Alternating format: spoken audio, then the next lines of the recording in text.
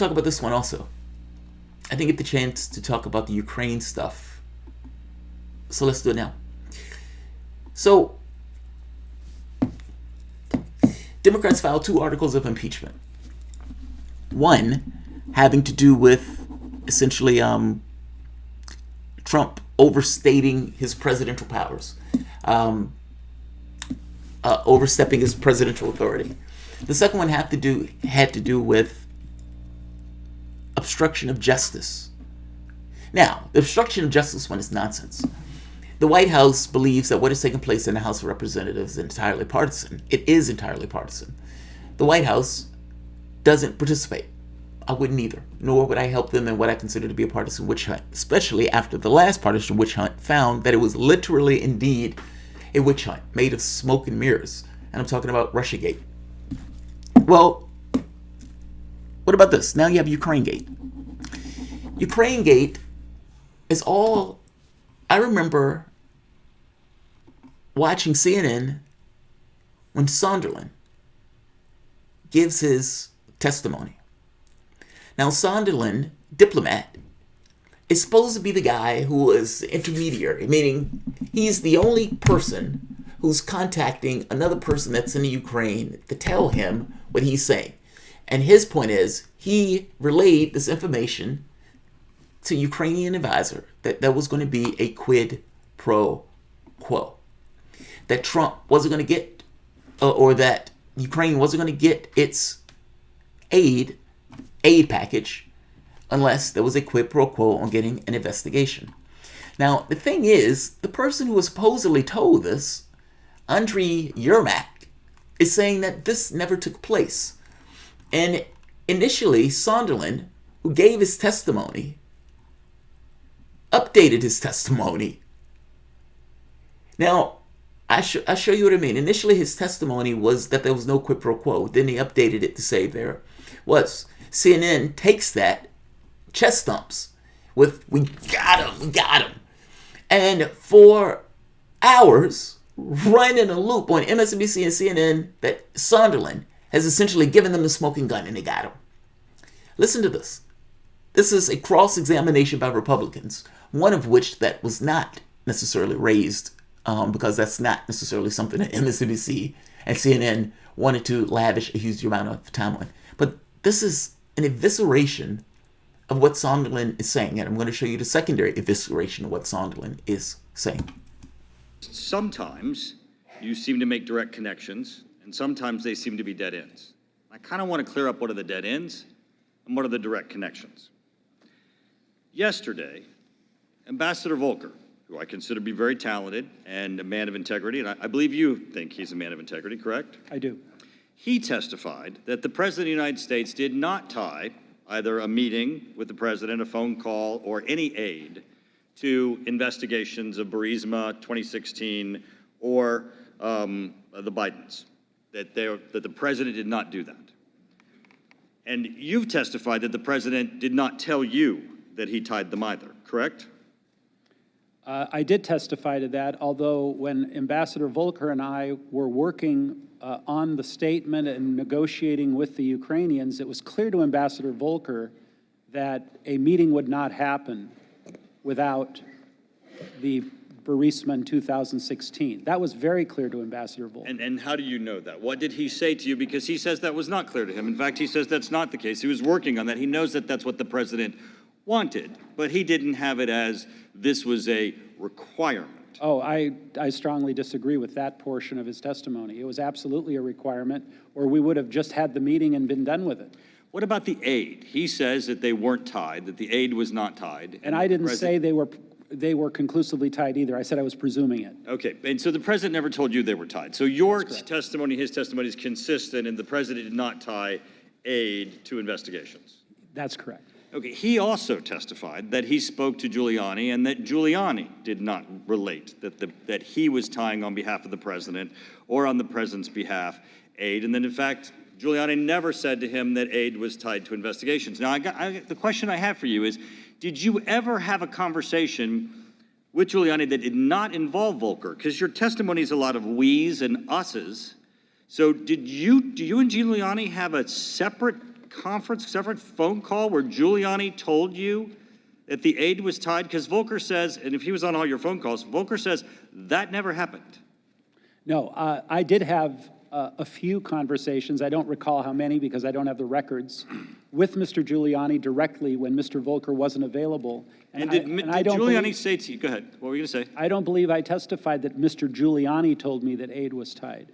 Oh, I think, see, this is part of the problem, Ambassador Sondland, and I just want to walk you through this, is you've said to us everyone was in the loop, and everyone knew. Now, hold on a second. I've listened to you today, as a lot of people, and not only are your answers... Now, he did say that, by the way. Everybody was in the loop, meaning Sondland implicated Giuliani, Trump. He implicated essentially Pompeo. Pompeo had to put out a statement saying, I have no idea what Sondland is talking about. But Trump pushed back, also came out screaming like a banshee saying no quid pro quo, no quid pro quo. He was looking insane. But listen to this. I mean, he's pushing back his statement. Because again, Sondland says everyone was in the loop. Sondland makes the point of a quid pro quo. And CNN, MSNBC runs with it as if now we got what we need in order to impeach Trump. This is the testimony that they're using for this. So let's hear them out. Answers somewhat circular. Frequently, you've contradicted yourself in your own answer. Now, the text messages and emails that you put up there, Kurt Volker walked us through, and he has a completely different understanding of what you were saying than what you're saying you were saying. So I'm a little confused as to how everyone's in the loop, because if Giuliani didn't give you any express statement, then it can't be that you believe this from Giuliani. Now, let me tell you right now, because is Donald Trump your friend? No, we're not friends. Okay. Do you like the president? Yes. Okay. Well, after you testified, Chairman Schiff ran out and gave a press conference and said he gets to impeach the President of the United States because of your testimony. And if you pull up CNN today, right now, their banner says Sondland ties Trump to withholding aid. Is that your testimony today, Ambassador Sondland, that you have evidence that Donald Trump tied the investigations to the aid? Because I don't think you're saying that. I've said repeatedly, Congressman, I was presuming. I also said that President Trump... So no one told you. This is what they're impeaching him on. Just so we're clear. Just so we're clear. Quid pro quo. Sondland gives up the goods. Everybody was in the loop. There was a quid pro quo. The Ukraine understood what was up. I was the one, for the most part, that made it clear to the Ukraine that, that they knew what's up. And now he says, I presuming. I presumed this. This gets worse. Not just the president. Giuliani didn't tell you. Mulvaney didn't tell you. Nobody, Pompeo didn't tell you. Nobody else on this planet told you that Donald Trump was tying aid to these investigations. Is that correct? I think I already testified. No, answer the question. Is it correct? No one on this planet told you that Donald Trump was tying this aid to the investigations. Because if your answer is yes, then the chairman's wrong and the headline on CNN is wrong. No one on this planet told you that President Trump was tying aid to investigations. Yes or no? Yes. So, you really have no testimony today that ties President Trump to a scheme to withhold aid from Ukraine in exchange for these investigations. Other than my own presumption. Which is not... Other than my own presumption. I have nothing to tie Trump to this other than my own presumption. This gets worse. Right here. God damn it. It got rid of my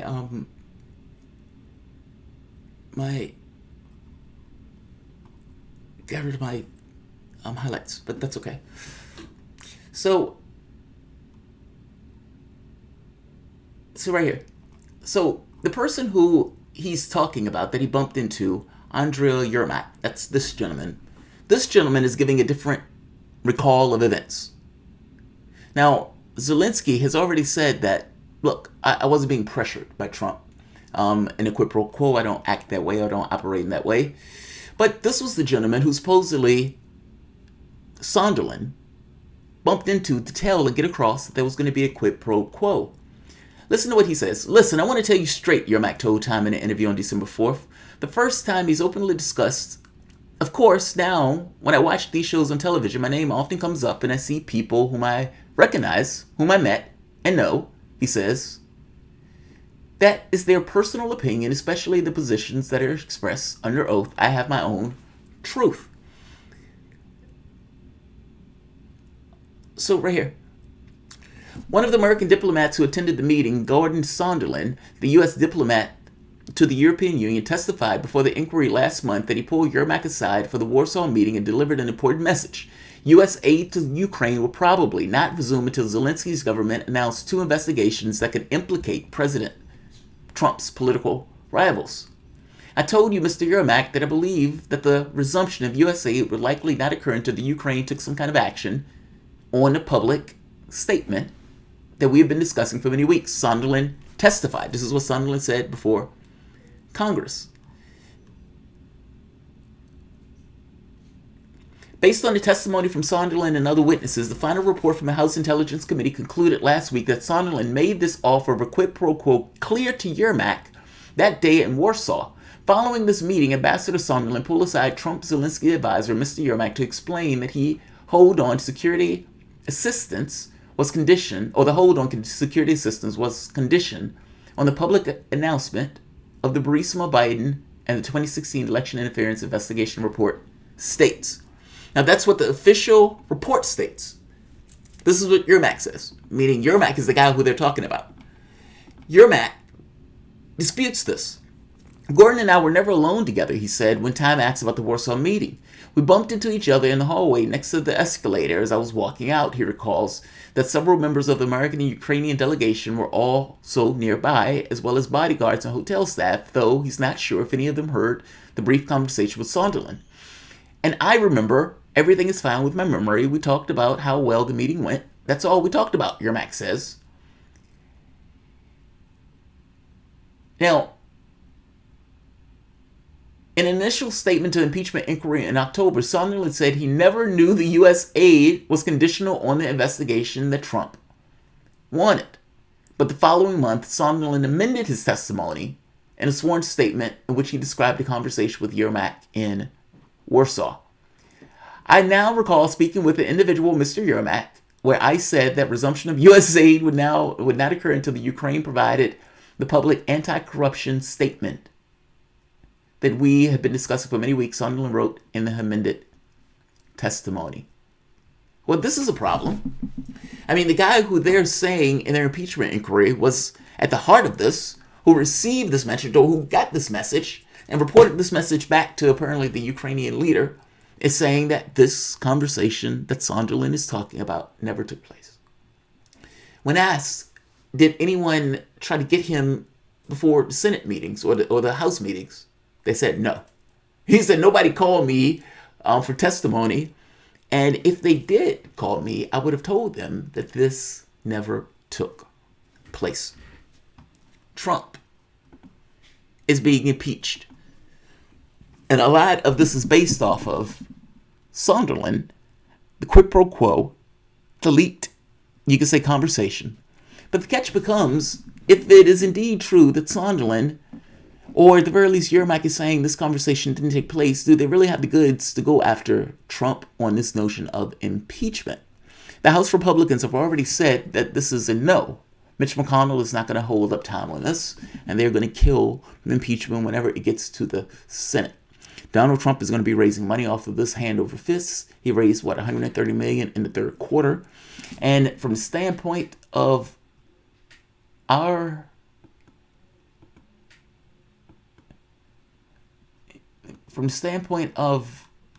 the United States and the way we look at it, impeachment is underwater. Meaning, at best, it's 50-50 whether the public really wants Trump impeached. And whether the public wants Trump impeached or not, it's almost besides the point that he's not necessarily going to be pulled out of office, nor did you pull the public over to your side in mass numbers in order to rally against Trump. This was out and out failure of a policy. This gets worse. Nancy Pelosi is going to give Trump several wins. NAFTA 2.0, meaning USMCA, is going to get passed.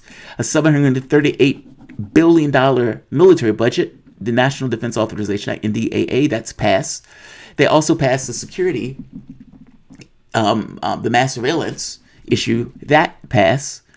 And Trump is going to get a tentative deal with China. And from the standpoint of impeachment, he will get a boost where the political campaigns that are going to go into Iowa and go into the 2020 election are going to be in some part about impeachment as opposed to about the policies whereby Trump absolutely, utterly, and entirely failed. This impeachment thing, I got to be honest, I find this to be nonsensical. And there's a loss of legitimacy that takes place the moment that you try to impeach Trump on a conspiracy theory, meaning Russiagate. I would hope the people who are pushing Russiagate at this point can come to Jesus and realize and honestly acknowledge that this was indeed a conspiracy theory. The IG's report on the leaking of the information, the stuff, the fabrications, the lying, saying that they mistakenly fabricated information seems to be, nonsensical to me. It was nonsense. And then we immediately transition over into another. It's almost as if you can't beat the guy in an election, so you try to do all of this hijinks. But 46% say impeach and remove from office, support or post. 46% support. That's the average, yes. You're about 50-50. 46.7 says remove, 47 says no. Oh, they have it backwards up here. I guess my point is, either way, you're about 50-50 in regards to whether or not the public wants Trump impeached. And even if you want him impeached, there's a secondary question of whether you want him removed. And fact is, if he's not going to be removed, if you didn't get the public massively on your side, Nancy Pelosi says she wouldn't do this unless you have Republican support. She does not. And yet, here we are. And the catch becomes, what effect does this have on the election? I suppose you're going to have a base that is going to be pissed off. And that pissed off base will send money, they will agitate, and they will vote. And they will vote. Let's see. TM says, are you planning on covering an impeachment rally tomorrow? I didn't know there was an impeachment rally tomorrow. I got to be honest, a lot of this has been a circus to me. I've been following the impeachment hearing only insofar as big issues come up, like the Sonderland thing came up, and it's like, okay, this is, atrocious. Sonderland, they're giving Sonderland credit for something that Sonderland, for the most part, backed away from, and they're still running as if they got him. But I got to be honest, this impeachment thing makes my head hurt. I don't like it. I don't agree with it, nor is anything coming from it. So it becomes just like a why bother? Like, Democrats are trying to make this case, well, we did it because America needed it to be done. It's just the right thing to do. It's like, you didn't even impeach Bush. And Bush invaded a fucking country. So don't give me this, it just needed to be done stuff. It was a partisan attack. Rashid Tlaib even said herself, I am here to impeach this motherfucker. Mm-hmm. What's her name? The one that knocked Michael Tracy out the way. What did she say? Well, I'm here to impeach the president. Yeah. Get out of my way, young man. I guess my point is, you had a lot of these guys who knew right off the bat what they wanted to do, and that was to get rid of Trump by hook or by crook. And it gives me qualms that they were able to use intelligence services in this way to undermine him just before he even got in office, and then after he got in office was able to run a conspiracy theory or have, if Mueller would have played along, they would have taken him out of that office. Do you know that? Like if Mueller would have came back and said, look, I think there's something here, whether there was something there or not, they would have been able to take Trump out of that office, and they would have said that he was working with the Russians in order to do X or to do Y. They gave Mueller the opportunity to do the job. Mueller just backed away from it. Maggie Smith says her niece is going to an impeachment rally. They can't talk about politics together. Oh, wow. Birdman said, was that Maxine Waters? Yes, Maxine Waters. That's her. Maxine Waters. We're here to impeach the president. She's like, get away, get out of my way, young man. And he was like, oh. And she said, oh. No. He fell back like Kermit, like you said, like the Kermit did the wrong thing. He said, oh. He just falls back like a rag doll. Then he didn't sue her, but he was very angry. I was like, dude, you got to get over that, man. You can't have that woman push you around like that. Najin says, at the time Rashid said that there were already enough violations that should have justified impeachment. And yet, they're only going after him for 2 violations. Garden Gnome says it's worse than useless. It helps Trump. Yeah, it's worse than useless. I mean, the 2 violations are, A, abuse of authority, something that, damn it, I closed the thing. Something that the Ukrainian advisor who Sunderland supposedly contacted said did not take place. He goes so far as to say, Your Mance, I know these people, but these conversations, I have no idea what they're talking about. I've never had a conversation with Sunderland. Sunderland is the person who makes the quid pro quo connection between those two. I mean, the leaked document does it, so fair enough, the conversation, but actually Sunderland is the one that supposedly gave a human component to it. Well, the guy who Sunderland supposedly contacted said it didn't happen. It didn't happen. I mean, look, I don't like the President of the United States getting information on political opponents. But this is, in fact, what the DNC did when they were using Chalupa to try to get the Ukrainian embassy to release information to hurt Trump. And they just so happened to release that information to hurt Trump, meaning through Manafort. So, not to mention the court case that said they were doing that. So, when I'm saying that, it's not like, oh, whoa, that's something that didn't happen. That actually did happen. However, Trump shouldn't replicate that. And he's comically worse at doing that. And so he goes about it with this kind of, did he want them to do that investigation? Oh, fuck yes. Did he want them to do that entirely for corruption's sake? No, he did not. He wanted to hurt his opponent, Joe Biden. Whether that's impeachable, that's different. Now, you have an election that takes place next year. And Nancy Pelosi often didn't want to impeach George Bush. She didn't like the divisive quality of it. I mean, ultimately, you are yanking a president out of office against their will and against their public's will, depending on whether or not the public supports you. The public is 50-50, and whether or not they support this or not, his supporters clearly don't support it because they've been giving him money hand over fist. Yeah. And a president that failed across the board now gets to run on this notion of impeachment. They tried to impeach me. They didn't accept my authority in this office. They tried to get me on Russiagate, which was a conspiracy theory, and we have the IG report saying it. And depending on what John Durham says, oh my God, John Durham may drop a bombshell. We don't know. John Durham is running a criminal investigation into the origins of Russiagate. And if he finds something that is bombshell-esque, meaning that there was something going on from the standpoint of the other party involved in this scandal, all hell is going to break loose. So we don't know what's going to... Trudy's on board with impeachment. She said it probably will help Trump, but it needs to be done. He's had a serious abuse of... Oh, shit. But He's had a serious abuse of authority, and the timeline proves his guilt. I've had 2 super chats getting up.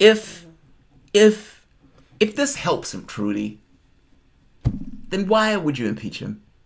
Think about what you're saying for the moment. This is a political contest. Is he guilty?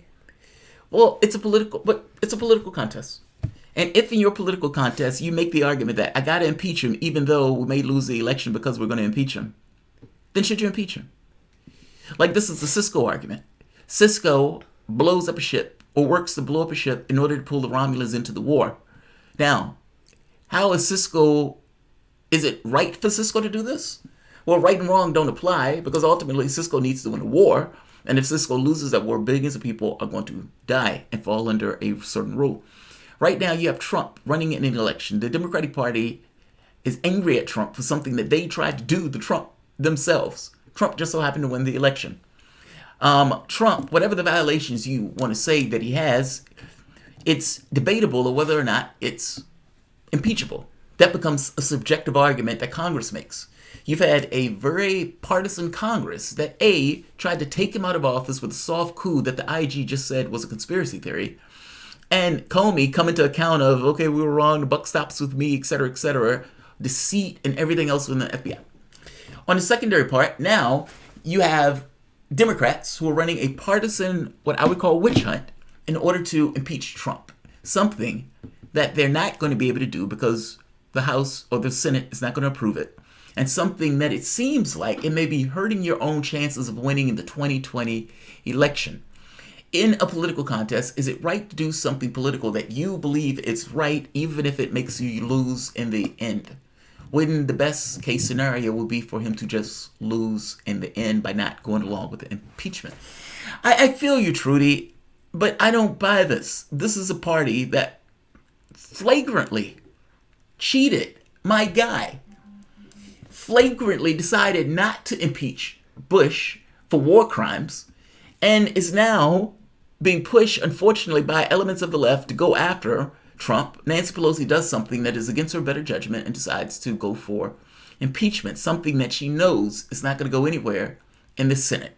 The Democrats' plan in this has failed outright. They wanted to get enough Republican support where they thought, if we get enough Republicans, maybe we can pull the public over. Maybe we can force the Republicans to do nonsense. None of that happened. The Republicans were on board entirely, even in the House, and they will be on board Trump's side in the Senate. And so I feel you, Trudy, but if the outcome is worse, then why is it a good idea to do it? Trudy said JT is like Noonien Soong, often wrong. Jay Scott says, talk about candidates taking the bait on union picket line division.